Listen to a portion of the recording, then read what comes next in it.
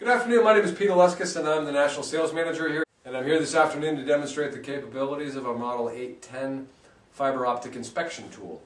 This particular device has a 48-inch wand. The diameter of the tip here is actually 0.4 inches across, and that equates to about 10.2 millimeters.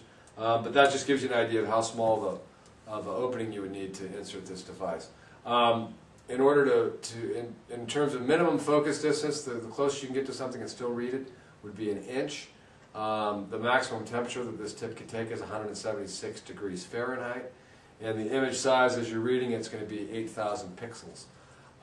This particular device is good for dipping into non-corrosive liquids. Those would include gas, oil, coolant, of course water. The battery is just standard alkaline batteries in here, and that runs this 7 super LEDs, and that's what illuminates whatever it is that you're looking at. This particular unit comes with a 45-degree mirror, so you can put that on the tip as well, and then you can be looking inside your equipment at a 45-degree angle.